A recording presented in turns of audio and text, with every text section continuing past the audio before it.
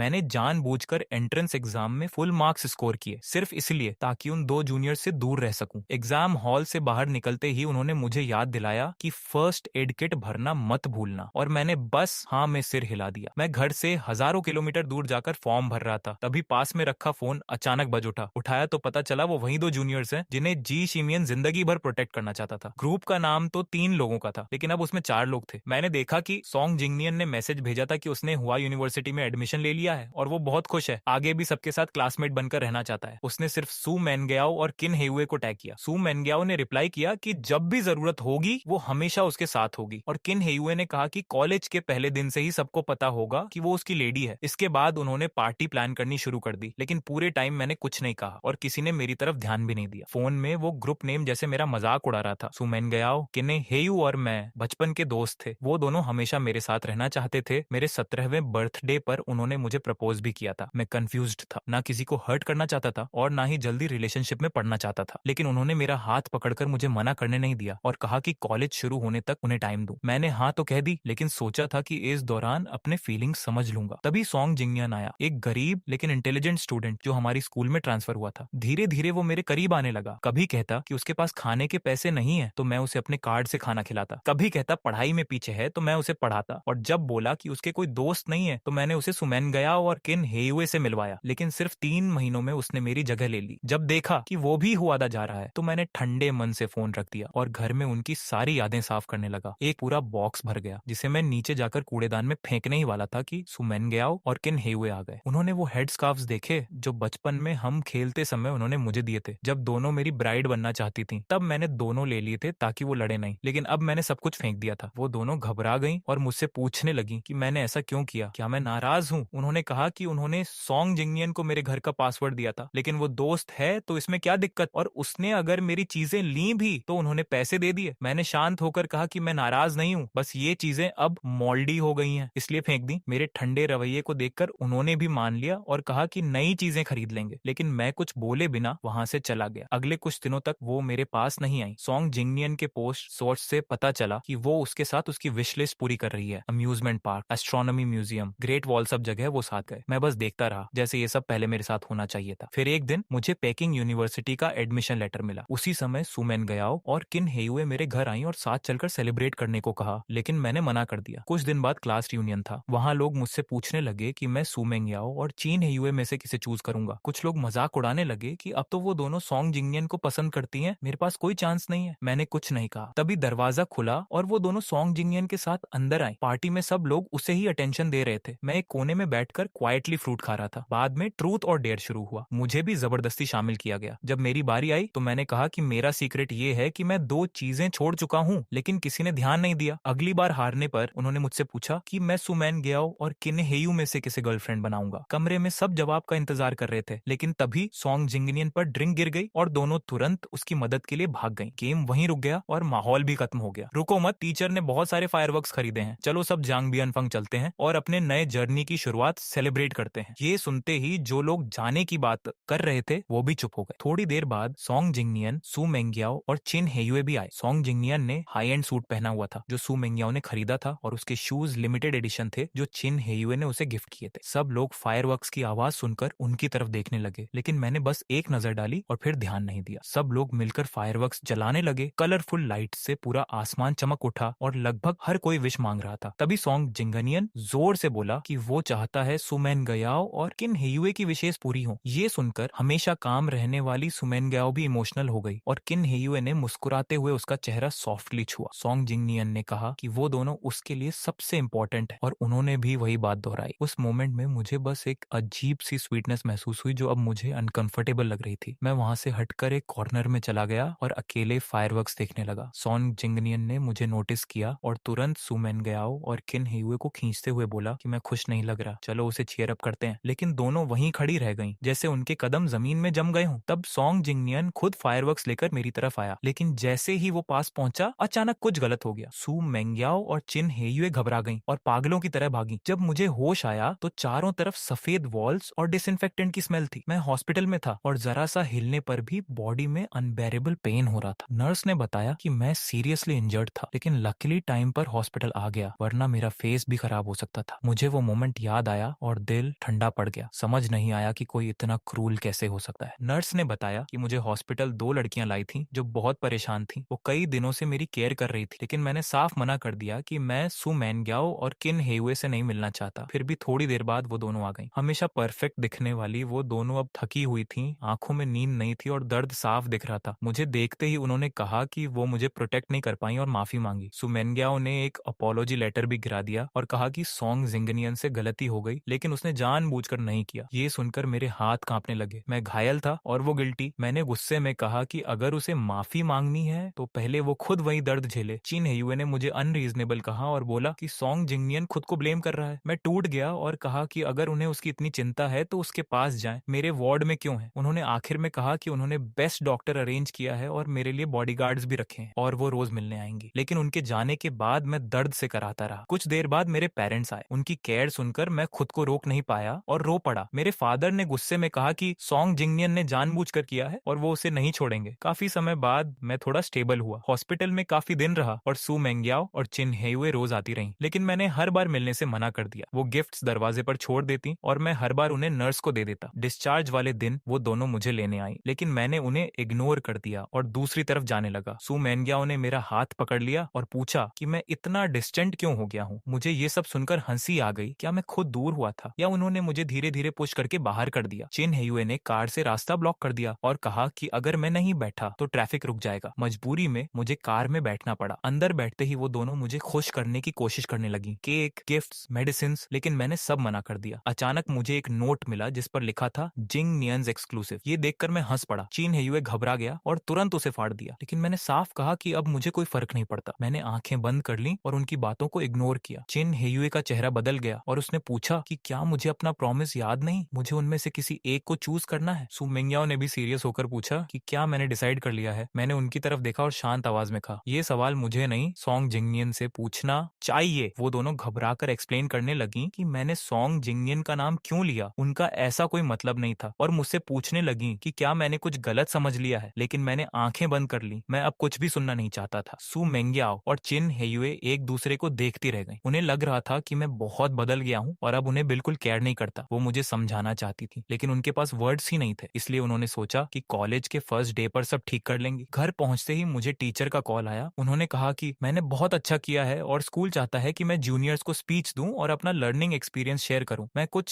Seconds के लिए hesitate हुआ, क्योंकि अगर मैं स्टेज पर जाता तो सबको पता चल जाता कि मैंने अपना वॉलंटियर चॉइस बदल दिया है। लेकिन फिर मैंने हाँ कह दिया। वैसे भी ये बात कभी ना कभी सामने आनी ही थी। मैं स्पीच की तैयारी करने लगा, लेकिन स्टेज पर जाने से पहले सु मैनग्याओ और किन हेयू ने मुझे रोक लिया। किन हेयू ने अजीब तरीके से कहा कि मुझे इस बार स्टेज पर जाने की जरूरत नहीं है, बेहतर होगा कि मैं उनके साथ बाहर चलूं। मुझे अजीब लगा तो मैंने पूछा क्या मतलब है। तब सु मैनग्याओ ने बताया कि सॉन्ग जिंगनियन अपनी स्पीकिंग स्किल इंप्रूव करना चाहता है, इसलिए उसने अपने फादर से रिक्वेस्ट करके उसे ये मौका दिला दिया। तभी स्टेज पर सॉन्ग जिंगनियन की आवाज आई और मैंने देखा कि वो मेरी जगह खड़ा है। मैं बस चुपचाप देखता रहा। सु मैनग्याओ और चिन हेयुए को लगा कि मैं गुस्सा करूंगा, लेकिन मैंने सिर्फ हल्की सी स्माइल दी और बिना कुछ कहे वहां से चला गया। उसी दिन उन्होंने सच जानने का आखिरी चांस भी खो दिया। कॉलेज ओपनिंग के दिन मेरे पेरेंट्स वापस आए। मॉम बार बार मेरे सामान को लेकर टेंशन ले रही थी, क्योंकि पेकिंग यूनिवर्सिटी बहुत दूर था। मैंने उन्हें समझाया कि उन्हें चिंता करने की जरूरत नहीं है, लेकिन वो इमोशनल हो गई। तभी उन्होंने मुझे एक नोट दिया जिसमें एक फोन नंबर था। उन्होंने बताया कि बचपन में मेरी अरेंज्ड मैरिज फिक्स की गई थी, लेकिन सु मैनग्याओ और चिन हेयुए की वजह से उन्होंने कभी इस बारे में बात नहीं की। अब उन्हें लगता है कि वो दोनों मेरे लिए सही नहीं है और वो लड़का भी पेकिंग यूनिवर्सिटी में ही पढ़ता है, इसलिए जरूरत पड़े तो मैं उससे हेल्प ले सकता हूँ। मैं उस नोट को मना करने ही वाला था कि तभी सु मैनग्याओ और किन हेयुए अंदर आ गई और बोली कि वो मेरी केयर करेंगी। सबको लगा वो मेरे बारे में ही बात कर रही है, लेकिन असलियत कोई नहीं जानता था। मैंने क्वाइटली वो नोट अपनी पॉकेट में रख लिया। वो दोनों मेरे कमरे में मेरा सामान लेने गई और देखकर हैरान रह गई कि मैंने इतना सारा लगेज पैक कर लिया है। उन्हें लगा कि मैं बस नॉर्मल तरीके से जा रहा हूँ, क्योंकि हुआडा तो इसी सिटी में था। वो दोनों एक्साइटेड थी मुझे अपने अपने कार्स में ले जाने और सरप्राइज देने के लिए। लेकिन तभी सॉन्ग जिंगनियन का कॉल आया कि उसका एक्सीडेंट हो गया है। ये सुनते ही दोनों पैनिक हो गईं और तुरंत उसकी तरफ जाने लगी। मैंने उन्हें रोकते हुए कहा कि मुझे छोड़ने की जरूरत नहीं है, मैं खुद चला जाऊंगा। सु मैनग्याओ ने बस इतना कहा कि स्कूल पहुंचकर कॉल करना, और किन हेयू ने याद दिलाया कि मुझे उनमें से किसी एक को चूज करना है। मैं बस उन्हें कोल्ड लुक देता रहा, ना हाँ कहा ना। तभी फिर से सॉन्ग जिंगनियन का कॉल आया और वो दोनों तुरंत चली गईं। बार बार मुड़कर मुझे कांटेक्ट करने को कहती रही, लेकिन मैंने कोई जवाब नहीं दिया। जैसे ही मैं कार में बैठा, फोन वाइब्रेट हुआ। सॉन्ग जिंगनियन का मैसेज था। उसने लिखा था कि क्या मैंने अब समझ लिया कि एक कॉल पर वो दोनों मुझे छोड़कर उसके पास चली जाती हैं और अगर मैं उसे स्पॉन्सर करता रहूं तो वो उनमें से एक मुझे दे सकता है। ये पढ़कर मुझे हंसी आ गई। मैंने रिप्लाई किया कि मुझे उनकी जरूरत नहीं है, वो दोनों उसे ही मुबारक। इसके बाद मैंने सॉन्ग जिंगनियन, सू मेनग्याओ और किन हेयू तीनों को ब्लॉक कर दिया, अपना सिम कार्ड तोड़कर फेंक दिया और नया नंबर एक्टिवेट कर लिया। मैंने मॉम द्वारा दिया गया नंबर डायल किया और कार दूसरी दिशा में चल पड़ी। बाहर के सीनरी को देखते हुए मैंने हल्की सी मुस्कान दी। इस बार मैं सच में एक नई जिंदगी शुरू करने जा रहा था। उधर उसी समय प्लेन उड़ चुका था और दूसरी तरफ सू मेंग्याओ और चिन हेयुए हुआ यूनिवर्सिटी के गेट पर फ्लावर्स लेकर खड़ी थी। वो मेरा इंतजार कर रही थी लेकिन मैं कहीं नहीं था। उनका मूड धीरे धीरे खराब होने लगा। उन्हें पहली बार ये एहसास हुआ कि शायद मैं सच में उन्हें छोड़ चुका हूँ। आसपास के स्टूडेंट्स उनकी तरफ देखकर बातें कर रहे थे, फोटोज ले रहे थे और गेस कर रहे थे कि वो किसे प्रपोज करने वाली हैं। लेकिन वो दोनों बार बार मुझे कॉल कर रही थी और मैं आंसर नहीं कर रहा था। चिन हेयुए ने गुस्से में कहा कि मैंने उसे ब्लॉक कर दिया है और सू मेंग्याओ ने भी वही बात कही। उन्हें समझ नहीं आ रहा था कि मैं ऐसा कैसे कर सकता हूँ। उन्हें लगा जरूर कुछ गलत हुआ है। आखिर में सू मेंग्याओ सब कुछ छोड़कर घर की तरफ भागी, सच्चाई जानने के लिए। किन हेयुए स्कूल में मुझे ढूंढने में लगा हुआ था जबकि सू मेंग्याओ सीधे मेरे घर पहुंच गई। काफी देर तक डोर नॉक करने के बाद मेड ने दरवाजा खोला। सू मेंग्याओ ने पूछा कि क्या मैं घर पर हूँ, लेकिन मेड ने साफ कहा कि मैं तो सुबह उनके साथ ही निकला था, अब घर पर कैसे हो सकता हूँ। उसने ये भी बताया कि मेरे पेरेंट्स बिजनेस ट्रिप पर हैं। ये सुनकर सू मेंग्याओ थोड़ा कंफ्यूज्ड और अनईजी हो गई। अगर मुझसे कांटेक्ट ही नहीं हो पा रहा तो आखिर मैं गया कहाँ। उसे लगने लगा कि शायद मैं सच में उनसे दूर जाना चाहता हूँ। उधर चिन हेयुए ने स्कूल में हर किसी से पूछ लिया लेकिन किसी को मेरे बारे में कुछ पता नहीं था। आखिर उसे आइडिया आया कि एडमिनिस्ट्रेशन से चेक करे। उसने टीचर से रिक्वेस्ट की और यहाँ तक कह दिया कि वो स्कूल को डोनेट भी करेगा, लेकिन सिस्टम में मेरा नाम ही नहीं मिला। टीचर ने कंफर्म किया कि मैं हुआ यूनिवर्सिटी का स्टूडेंट हूँ ही नहीं। ये सुनकर किन हियू को जैसे झटका लग गया। मैं आखिर गया कहाँ। तभी सू मेंग्याओ भी वहां पहुंची और दोनों को एक ही बात समझ आई, मैं उन्हें छोड़कर चला गया हूँ। दोनों के मन में गिल्ट भी आया कि शायद उन्होंने मुझे बहुत पुश कर दिया। तभी एक स्टूडेंट ने आकर बताया कि स्कूल गेट पर कोई लड़का उनके गिफ्ट्स और फ्लावर्स लेकर खड़ा है। दोनों को एक उम्मीद जगी कि शायद वो मैं हूँ। वो भागते हुए गेट तक पहुंचे लेकिन वहां सॉन्ग जिंगनियन खड़ा था, बारिश में भीगता हुआ, गिफ्ट्स को बचाता हुआ। उसने मुस्कुराकर कहा कि वो काफी देर से वेट कर रहा है लेकिन मैं अभी तक नहीं आया। ये सुनकर दोनों का दिल टूट गया। उन्होंने साफ कह दिया कि मैं नहीं आऊंगा, लेकिन सॉन्ग जिंगनियन हार नहीं माना। उसने गिफ्ट्स खोलकर दिखाए और कहा कि भले मुझे पसंद ना हो लेकिन उसे पसंद है और वो भी उनके लिए इंपॉर्टेंट है। ये सुनकर दोनों का मूड और खराब हो गया। सू मेंग्याओ ने कोल्ड टोन में कहा कि मैं उन्हें अच्छे से जानता हूँ, मेरा बिहेवियर साफ दिखा रहा है कि मैंने उन्हें रिजेक्ट कर दिया है। चिन हेयुए भी रिग्रेट में था। उसे लगा कि उसने जेलसी में गलत कदम उठा लिया और आखिर में दोनों को खो दिया। सॉन्ग जिंगनियन ने अचानक प्रपोज करने जैसा बिहेवियर किया लेकिन इस बार सू मेंग्याओ और चिन हेयुए ने उसे तुरंत रोक दिया। उन्होंने उसके हाथ से कफलिंग्स और वॉच उतार दिए और साफ कहा कि ये उसके नहीं है। सॉन्ग जिंगनियन को इंसल्ट फील हुआ और वो वहां से चला गया, लेकिन इस बार कोई उसके पीछे नहीं गया। दोनों को अब समझ आ गया था कि वो उसके लिए कभी सीरियस नहीं थे, बस मुझे जेलस करने के लिए उसे यूज कर रहे थे। अब जब मैं चला गया तो सब कुछ बेकार लगने लगा। तब सू मेंग्याओ को याद आया कि उनके क्लास टीचर मिस्टर लियू को जरूर पता होगा कि मैं कहाँ गया हूँ। उन्होंने कॉल किया और मिस्टर लियू ने कैजुअली बता दिया कि मैं पेकिंग यूनिवर्सिटी में एडमिट हो चुका हूँ। ये सुनते ही दोनों शॉक में आ गए। मैंने हुआदा के बजाय इतना दूर जाने का डिसीजन क्यों लिया। उन्हें समझ नहीं आ रहा था कि मैंने ऐसा क्यों किया। अगर मैं वहां होता तो शायद कहता कि फीलिंग्स थी, लेकिन उन्होंने खुद ही उन्हें खत्म कर दिया। कोई भी इंसान बिट्रेयल सहन नहीं कर सकता, चाहे वो दोस्त ही क्यों ना हो। मैंने उन्हें कई चांसेस दिए लेकिन हर बार उन्होंने मुझे छोड़कर किसी और को चूज किया। आखिरकार मुझे ही मूव ऑन करना पड़ा। दूसरी तरफ मैं प्लेन से उतरकर एक नई सिटी में पहुंच चुका था। वहां एक लड़की मेरा नाम लेकर खड़ी थी, जांग शुएनिंग। वो कॉन्फिडेंट, एलिगेंट और काफी अट्रैक्टिव थी। उसने खुद को मेरा चाइल्डहुड अरेंज्ड पार्टनर बताया। पहले तो मुझे डाउट हुआ लेकिन जब उसने फोटो दिखाई तो मैं मान गया। उसने मुझे वार्मली वेलकम किया, मेरा सामान हैंडल कराया और मुझे हॉस्टल तक छोड़ दिया। उसने हर छोटी चीज का ध्यान रखा जिससे मुझे लगा जैसे वो सच में मेरी गर्लफ्रेंड हो, लेकिन मैंने अपने इमोशंस कंट्रोल में रखे। मैंने उसे पोलाइटली थैंक्स कहा और डिनर के लिए इनवाइट किया। जांग शुएनिंग ने बस हल्की सी स्माइल दी और उस मोमेंट मुझे लगा शायद ये मेरी नई जिंदगी की सही शुरुआत है। जब मैं बेड पर लेटा था, सू मेंग्याओ और किन हेयू बिल्कुल नहीं सोए। मैं हुआदा में नहीं था और यहाँ की हर चीज जैसे अपनी चार्म खो चुकी थी। सू मेंग्याओ का मूड बहुत खराब था। उसने सभी क्लास एक्टिविटीज रिजेक्ट कर दी, यहाँ तक कि आने वाली मिलिट्री ट्रेनिंग भी पोस्टपोन हो गई। वह बैल्कनी में खड़ा होकर अपने फादर को कॉल करता है और कहता है, डैड मुझे पीकिंग यूनिवर्सिटी ट्रांसफर होना है। कुछ देर फोन पर साइलेंस रहता है, फिर गुस्से भरी आवाज आती है, सू मेंग्याओ क्या तुम पागल हो? यूनिवर्सिटी कोई हाई स्कूल नहीं है कि जहाँ मन किया वहाँ चले गए। मैं एग्री नहीं करूंगा। तुम्हें पता है सू फैमिली की पोजीशन क्या है, हर स्टेप केयरफुली लेना पड़ता है। ट्रांसफर की बात भूल जाओ, अगर जाना है तो ड्रॉप आउट करके दोबारा अप्लाई करो। सू मेंग्याओ को पहले से ही ये आंसर पता था, इसीलिए उसे कोई शॉक नहीं लगा। ये कॉल परमिशन नहीं बल्कि एक नोटिस था। उधर चिन हेयुए का भी सेम सिचुएशन था। उसके फादर ने उसे डांटा, लेकिन उसने कुछ नहीं कहा। उनके लिए कौन सी यूनिवर्सिटी मैटर करती थी? पहले उन्हें लगता था कि उन्हें हुआदा पसंद है, वो यहाँ घूमते थे, प्लान्स बनाते थे, लेकिन असल में उन्होंने ये डिसीजन सिर्फ जी शिंगमियन से दूर जाने के लिए लिया था। पूरी रात दोनों नहीं सोए और अगले दिन जब उन्हें फ्रेशर्स मीटिंग में जाना था, वो टीचिंग ऑफिस पहुंच गए और ड्रॉप आउट की बात कर दी। टीचर ने बार बार समझाया, हुआदा इतना अच्छा है, क्यों छोड़ना चाहते हो? लेकिन सुमैन ग्याओ ने कोल्ड टोन में कहा, मेरे आईक्यू से मैं कहीं भी एडमिशन ले सकता हूँ। जी शिंगमियन यहाँ नहीं है तो मुझे भी नहीं रहना। चिन हेयुए भी बोला, सेम हियर, ये बस एक एग्जाम की बात है, मैं उससे दूर नहीं रह सकता। तभी बाहर खड़ा सॉन्ग जिनियन ये सब सुन लेता है और सोचता है कि अब मौका है, क्योंकि तीनों हुआदा में है और सिर्फ जी शिंगमियन नहीं है। लेकिन उसे शौक लगता है जब पता चलता है कि वो दोनों उसके लिए कॉलेज छोड़ रहे हैं। वह अंदर आकर इमोशनल होकर कहता है, तुम लोग ड्रॉप आउट मत करो, मैं तुम्हें खोना नहीं चाहता। क्या तुम मुझे नहीं देख सकते? मैं उससे कम नहीं हूँ, मैं तुमसे ज्यादा प्यार करता हूँ। उसकी हालत बहुत डेस्परेट थी, लेकिन सू मेंगियाओ और चिन हेयुए की आंखों में सिर्फ डिस्गस्ट था। थोड़ी देर बाद सू मेंगियाओ बोला, सॉन्ग जिनियन, तुम्हें याद है तुमने क्या प्रॉमिस किया था? ये सुनकर उसका दिल बैठ गया। किन हेयू ने उसे बाहर खींचा और थप्पड़ मारा। हमने डील की थी कि तुम हमारे साथ एक्ट करोगे ताकि शिंगमियन जेलस हो, लेकिन तुमने प्रॉमिस किया था कि तुम फीलिंग्स डेवलप नहीं करोगे, इसीलिए हमने तुम्हें चुना था। सू मेंगियाओ ने भी कोल्ड वॉइस में कहा, तुमने हमें हेल्प करने का वादा किया था उसे पाने में, लेकिन तुमने उसे हमसे दूर कर दिया और अब कन्फेशन कर रहे हो। मैंने तुम्हें कई बार वार्न किया था। दोनों का गुस्सा साफ दिख रहा था और सॉन्ग जिनियन पैनिक में कुछ बोल नहीं पा रहा था। इस दौरान वह उनकी फेक काइंडनेस में इतना खो गया था कि असली डील भूल गया था। उसे याद आया जब उसने खुद उनसे ये प्लान बनाया था कि वो दोनों उसके साथ अच्छा बिहेव करेंगे ताकि जी शिंगमियन जेलस हो जाए और वो उन्हें हेल्प करेगा उसे पाने में। उसने इंटेंशनली लव लेटर्स तक मैनिपुलेट किए ताकि मिसअंडरस्टैंडिंग क्रिएट हो और प्लान सक्सेसफुल लगे। उस टाइम जी शिंगमियन हर्ट हुआ था और एग्जैक्टली वही हुआ जो वो चाहते थे, लेकिन उन्हें नहीं पता था कि सॉन्ग जिनियन के अंदर फीलिंग सच में डेवलप हो चुकी हैं और उसने सब कुछ अपने फेवर में मोड़ दिया। अब जब सच्चाई सामने आई तो वह खुद भी शॉक में था। उसने धीरे से उनके हाथ पकड़ने की कोशिश की, लेकिन चिन हेयुए ने तुरंत हटा दिया और बोला, तुमने हमें धोखा दिया और शिंगमियन को दूर कर दिया। सू मेंगियाओ ने कोल्डली कहा, तुम्हें अपने फ्यूचर की बहुत चिंता थी ना, अब हम तुम्हारी फंडिंग विदड्रॉ कर रहे हैं और जो तुमने शिंगमियन के साथ किया है उसका हिसाब भी चुकाना पड़ेगा। ये सुनकर सॉन्ग जिन टूट गया, लेकिन फिर भी चिल्लाया, तुम खुद को क्यों झूठ बोल रहे हो? तुम्हारे पास चांसेस थे उसे रोकने के, लेकिन तुमने खुद उसे दूर किया। वो तुमसे प्यार नहीं करता, मैं करता हूँ। लेकिन दोनों ने उसकी एक नहीं सुनी और बिना पीछे देखे चले गए। सॉन्ग जिनियन वहीं बैठा रह गया, पूरी तरह टूट चुका था, क्योंकि उसे पता था कि बिना पैसे के उसका लाइफ खत्म हो जाएगा। वह तुरंत बैंक भागा और पैनिक में कैश निकालने लगा, लेकिन एटीएम ने दिखाया कि उसके कार्ड्स फ्रीज हो चुके हैं। उसने कई मशीन्स ट्राई की,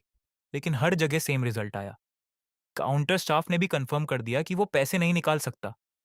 ये सुनते ही उसकी हालत खराब हो गई और वह जमीन पर बैठ गया, पूरी तरह होपलेस।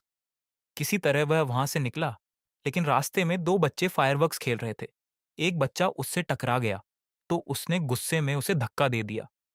बच्चा रोने लगा और गुस्से में उसने फायरवर्क जलाकर सॉन्ग जिनियन पर फेंक दिया। फायरवर्क उसके कपड़ों पर फटा, उसके कपड़े जल गए और बाल भी जल गए। वह दर्द में चिल्लाया, हेल्प मी! लेकिन वहां कोई नहीं था, बच्चे भाग चुके थे और पूरा सीन जैसे साइलेंटली खत्म हो गया। बस कहीं दूर एक रेड लाइट ब्लिंक कर रही थी। तभी एक ब्लैक क्लोथ्ड बॉडीगार्ड ने धीरे से कहा, मिस्टर जी, काम हो गया है। मैं प्रॉमिस करता हूं कि सॉन्ग जिनियन अब कभी अच्छा लाइफ नहीं जी पाएगा। खिड़की के पास खड़े उसके स्टेप फादर ने नदी की तरफ देखते हुए कॉल डिस्कनेक्ट कर दिया। उधर सॉन्ग जिनियन काफी देर तक दर्द में तड़पता रहा। आखिरकार किसी तरह उसकी पीठ की आग बुझाई गई और उसे हॉस्पिटल ले जाया गया। वह चल भी नहीं पा रहा था। जलन इतनी ज्यादा थी कि उसके पूरे शरीर से कोल्ड स्वेट निकल रहा था। कुछ कदम चलते ही वह गिर पड़ा, लेकिन कुछ काइंड लोगों ने उसे हॉस्पिटल पहुंचाया। जब वह होश में आया तो उसका पूरा शरीर जैसे फट रहा था। दर्द अनबेरेबल था। तभी नर्स आई और बोली, मिस्टर जैंग, आपके फोन के कांटेक्ट पर्सन से रीच नहीं हो पा रहा। ऑपरेशन और हॉस्पिटल फीस तुरंत पे करनी होगी, नहीं तो आगे ट्रीटमेंट पॉसिबल नहीं होगा। सॉन्ग जिनियन दर्द से कराहते हुए बार बार सू मेंग्याओ और चिन हेयुए को कॉल करने लगा। उनसे हेल्प की भीख मांगने लगा, क्योंकि उसका फैमिली भी किसी काम का नहीं था। काफी कॉल्स के बाद फाइनली फोन उठा और दूसरी तरफ से कोल्ड वॉइस आई, क्या बात है? सॉन्ग जिनियन रोते हुए बोला, मेंग्याओ प्लीज, एक बच्चे की फायरवर्क्स में बर्न हो गया हूं। मेरे पास सर्जरी के पैसे नहीं है, प्लीज हेल्प कर दो, मुझसे गलती हो गई थी। लेकिन सू मेंग्याओ ने ठंडे अंदाज में कहा, तुमने सिंगनियन के साथ जो किया उसके बाद भी हेल्प मांग रहे हो? लगता है हमने तुम्हारे साथ बहुत सॉफ्टली डील किया। चिन हेयुए ने भी सख्ती से कहा, तुमने सिंगनियन को हर्ट किया है, अब तुम्हें उसका 100 टाइम्स प्राइस देना होगा। कॉल कट हो गया और सॉन्ग जिनियन की आखिरी उम्मीद भी खत्म हो गई। मजबूरी में उसने अपनी सारी सेविंग्स लगाकर सर्जरी करवाई, लेकिन पैसे कम होने की वजह से वह पूरी तरह ठीक नहीं हो पाया। उधर सू मेंग्याओ और चिन हेयुए ने री एजुकेशन क्लास के लिए अप्लाई कर दिया, और देखते ही देखते उनकी बातें पूरे हुआदा कैंपस में फैल गईं। लोग डिस्कस करने लगे कि उन्होंने फर्स्ट डे ही कन्फेशन किया, लेकिन जिसको किया वो इस कॉलेज में था ही नहीं। कुछ लोगों ने सॉन्ग जिनियन की सच्चाई भी रिवील कर दी, लेकिन वह हॉस्पिटल में था इसलिए उसे कुछ पता नहीं था।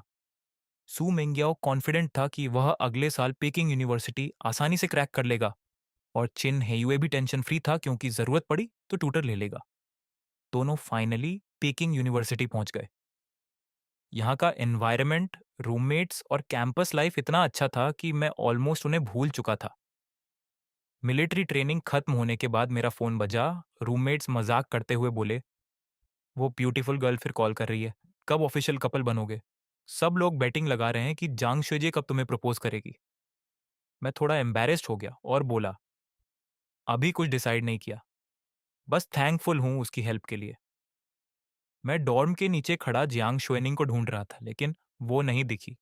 तभी एक लड़की जो मिलिट्री ट्रेनिंग के दौरान मेरी मदद कर चुकी थी, रेड रोजेस लेकर आई और नर्वस होकर बोली, जी शेंगनियन, मुझे तुम अच्छे लगते हो, क्या तुम मेरे साथ रिलेशनशिप में आओगे? पीछे से क्लासमेट्स चिल्लाने लगे, एक्सेप्ट कर लो। लेकिन मैंने काल्म होकर मना कर दिया, सॉरी, मैं तुम्हें पसंद नहीं करता। लड़की अपसेट होकर चुप हो गई। तभी पीछे से जियांग शुएनिंग आई और मेरा हाथ पकड़कर बोली, शिंगनियन ने माना कर दिया है, बेटर है तुम जाओ। सब लोग उसे देखकर डर गए और चले गए। मैं सरप्राइज था। मैंने पूछा, सब तुमसे इतना डरते क्यों हैं? वो हंसकर बोली, क्योंकि मैं उनकी टीचर हूं। मैं शॉक्ड रह गया। उसने बताया कि उसने जल्दी ग्रेजुएशन कंप्लीट करके असिस्टेंट टीचर बन गई है। मैं उसकी इंटेलिजेंस से इम्प्रेस्ड था। बाद में वो मुझे एक प्राइवेट रेस्टोरेंट ले गई जहां अचानक सुमेन गयाओ और किन हेयुए मिल गए। उन्होंने जियांग शुइनिंग को देखकर पूछा, ये कौन है? मैं भी शॉक था उन्हें बेजिंग में देखकर। उन्होंने सॉन्ग जिनियन की बात छेड़ी तो मैंने कोल्ड टोन में कहा कि मुझे कुछ सुनना नहीं। उन्होंने एक्सप्लेन किया कि सॉन्ग जिनन ने उन्हें मैनिपुलेट किया था और अब उसे पनिशमेंट मिल चुका है, लेकिन मैं बिल्कुल भी कन्विंस नहीं हुआ। मैंने साफ कहा, चाहे जो भी सच हो, मुझे जो हर्ट हुआ वो भी सच है। मैं तुम्हें फॉरगिव नहीं कर सकता। मैं उनकी फेक लव पर हंसा और जियांग शुइनिंग का हाथ पकड़ लिया। तभी जियांग शुइनिंग ने काल्मली कहा, इंट्रोड्यूस कर दूं, मैं सिंगनियन की फियांसे हूं। ये सुनकर दोनों शॉक हो गए। सुमेंग्यो ऑलमोस्ट टूट गया और बोला, सिंगमियान प्लीज बताओ ये झूठ है। लेकिन मैंने जियांग शुइनिंग को गले लगा लिया और कहा, हम ऑलरेडी एंगेज्ड हैं। छिने हुए की आंखें लाल हो गईं। उसने कहा, प्लीज उसे छोड़ दो, हम तुमसे सच में प्यार करते हैं। सुमेंग्यो भी डेस्परेट हो गया, हमसे गलती हुई, तुम जो पनिशमेंट देना चाहो दे दो, लेकिन हमें छोड़कर मत जाओ। मैं थोड़ा अनकंफर्टेबल हो गया और जियांग शुइनिंग से कहा कि वो चली जाए, लेकिन उसने तुरंत कॉल किया और कुछ ही सेकंड्स में बॉडीगार्ड्स आ गए और सुमेंग्याओ और किन हेयुए को बाहर ले जाने लगे। जाते जाते सुमेंग्याओ ने मेरा हाथ पकड़ने की कोशिश की और चिल्लाया, मेरे साथ चलो, यहाँ से चलो, घर चलते हैं। हमने तुम्हारे लिए कॉलेज ड्रॉप किया है। अगर तुम्हें पेकिंग यूनिवर्सिटी पसंद है तो हम यहाँ भी आ सकते हैं, लेकिन तुम उसके साथ नहीं रह सकते। सुमेंग्याओ की आवाज ठंडी थी और किन हेयुए गुस्से में मेरी तरफ बढ़ने वाला था, लेकिन बॉडीगार्ड्स ने उसे रोक लिया। उसकी नजरें मुझ पर ही टिकी थी, जैसे उसकी दुनिया में सिर्फ मैं ही हूँ, लेकिन मुझे पता था ऐसा नहीं है। मैंने साफ कहा, मुझे छोड़ दो, मैं तुम्हारे साथ नहीं जाऊंगा। तुमने ड्रॉप आउट किया, ये तुम्हारा डिसीजन था। अब मुझे तुमसे कोई मतलब नहीं, मैं तुम्हें पसंद भी नहीं करता। मेरी इस स्ट्रेट रिफ्यूजल ने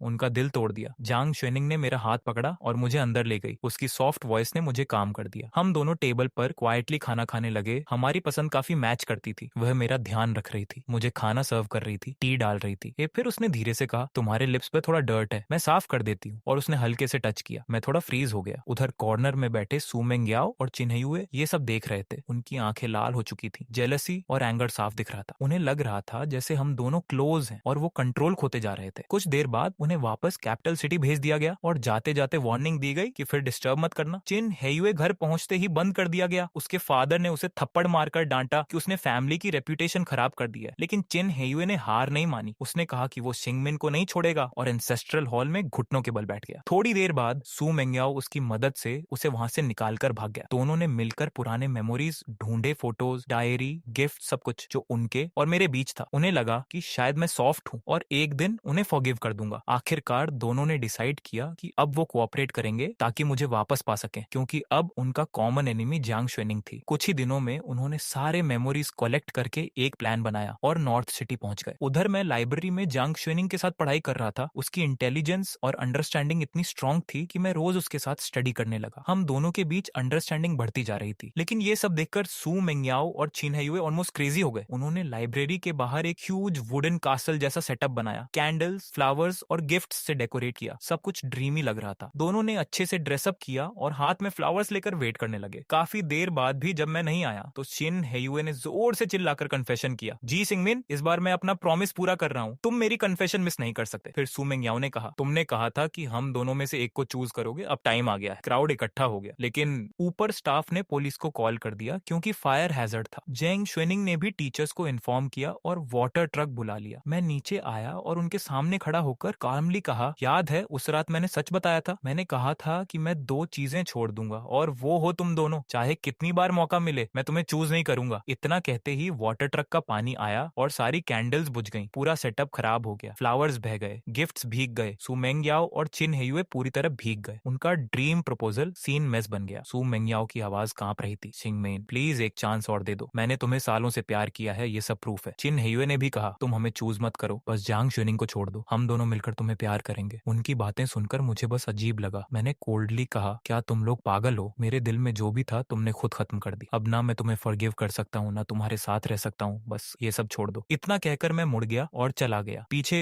चिन हेयुए का चेहरा पूरी तरह पेल पड़ चुका था, जैसे उसे फिर से सबके सामने रिजेक्ट कर दिया गया हो। मैं अब और सहन नहीं कर पा रहा था। चिन हेयुए सीधे मेरी तरफ बढ़ा, लेकिन मैंने एक कदम पीछे ले लिया और वो गिर पड़ा। मेरी इस कोल्ड रिएक्शन ने उसके दिल को पूरी तरह तोड़ दिया, यहाँ तक कि सू मेंगयाओ भी अंदर से हिल गया। मैंने आखिरी बार दोनों से कहा, सू मेंगयाओ, किन हेयू, अब कभी मेरे पास मत आना, मैं सब कुछ छोड़ चुका हूँ, तुम मेरे लिए बस पास्ट के लोग हो। मैं किसी और से शादी कर सकता हूँ, लेकिन वो कभी तुम नहीं होगे। इतना कहकर मैं बिना पीछे देखे चला गया। सू मेंगयाओ मुझे जाते हुए देखता रहा और पीछे आने की कोशिश की, लेकिन तभी पुलिस आ गई और पूछताछ करने लगी, ये सब किसने किया। कुछ ही देर में दोनों को पुलिस अपने साथ ले गई। मैं और जियांग शुएनिंग भी पुलिस स्टेशन गए स्टेटमेंट देने, लेकिन रास्ते में अचानक एक पुरानी वैन तेजी से पुलिस कार की तरफ आई। जियांग शुएनिंग का ड्राइवर ट्रेंड था, उसने तुरंत कार संभाल ली, लेकिन पुलिस कार सीधा हिट हो गई। अगर कोई ध्यान से देखता तो पता चलता कि वैन चला रहा आदमी सॉन्ग जिन था। उसके चेहरे पर बैंडेज थे और वो पूरी तरह पागल हो चुका था। वो जीना नहीं चाहता था, वो मेरे साथ मरना चाहता था। पैसे खत्म हो चुके थे, सर्जरी भी ठीक से नहीं हुई और वो अपनी हालत एक्सेप्ट नहीं कर पा रहा था। वादा लौटने पर लोगों की नजरों ने उसे और तोड़ दिया। आखिर उसने सब कुछ खत्म करने का फैसला किया, लेकिन उसे ये नहीं पता था कि पुलिस कार में मैं नहीं बल्कि सू मेंगयाओ और किन हेयुए बैठे हैं। टक्कर इतनी जोरदार थी कि कार का पिछला हिस्सा टूट गया, ग्लास बिखर गया और तीनों बेहोश हो गए। सॉन्ग जिनियन भी वहीं अनकॉन्शियस हो गया। एम्बुलेंस और पुलिस की आवाज गूंजने लगी। मैं भी घबरा गया और जियांग शुएनिंग को संभाला। बाद में हॉस्पिटल में पता चला कि किन हेयू को हल्की चोट आई, लेकिन उसकी एक टांग टूट गई। सू मेंगयाओ के सिर में ग्लास घुस गया था, जिससे ब्रेन पर असर पड़ा और सॉन्ग जिन को कॉन्क्यूशन और दोनों टांगों में चोट लगी। क्विन हेयुए होश में आया तो उसने मुझसे मिलने से मना कर दिया और कहा कि अब वो मेरे लायक नहीं है, लेकिन वो मुझे कभी छोड़ेगा नहीं। सू मेंगयाओ की हालत और खराब थी, उसे मेमोरी और सोचने में दिक्कत होने लगी और उसने मुझसे मिलने से भी मना कर दिया। ये सब देखकर मुझे गिल्ट हुआ, लेकिन मैं चुपचाप वहां से चला गया। अंदर ही अंदर सू मेंगयाओ टूट चुका था। वो प्रिटेंड कर रहा था कि उसे कुछ याद नहीं, लेकिन असल में वो दर्द सह नहीं पा रहा था। दोनों ने डिसाइड किया कि वो मुझसे दूर रहेंगे और अपने तरीके से अपोलोजाइज करेंगे, शायद फ्यूचर में फिर चांस मिले। लेकिन इंजरीज की वजह से वो एग्जाम भी मिस कर गए। अगले साल क्विन हेयुए पेकिंग यूनिवर्सिटी में आ गया, लेकिन सू मेंगयाओ किसी और यूनिवर्सिटी में गया। टाइम बीतता गया और एक दिन किन हेयुए मुझे ढूंढते हुए कैंपस आया। तभी किसी स्टूडेंट ने कैजुअली बता दिया कि आज मेरी शादी है। ये सुनकर वो शॉक हो गया और प्लेग्राउंड की तरफ भागा, जहां सू मेंगयाओ भी आ गया। उन्होंने मुझे व्हाइट सूट में देखा और सामने जियांग शुएनिंग खड़ी थी। हम दोनों ने रिंग्स एक्सचेंज की और एक दूसरे को हक किया। सब लोग चीयर कर रहे थे। मैंने उसे उठाकर क्राउड से बाहर ले गया और पूछा, खुश हो? उसने मुस्कुराकर कहा, हाँ। उस पल सब क्लियर था कि हम दोनों एक दूसरे के लिए बने हैं। दूर खड़े सू मेंगयाओ और किन हेयुए ये सब देख रहे थे, लेकिन अब बहुत देर हो चुकी थी। वो चुपचाप अलग अलग दिशाओं में चले गए। बाद में उन्होंने सिर्फ मेरे बारे में सुना, मेरी सक्सेस, मेरे अवार्ड्स, मेरी हैप्पी मैरिड लाइफ, लेकिन कभी मुझे फिर नहीं देखा। तब उन्हें समझ आया कि मैं अब उनकी पहुंच से बहुत दूर जा चुका हूं और अब उनके लिए वापस कुछ भी पॉसिबल नहीं था।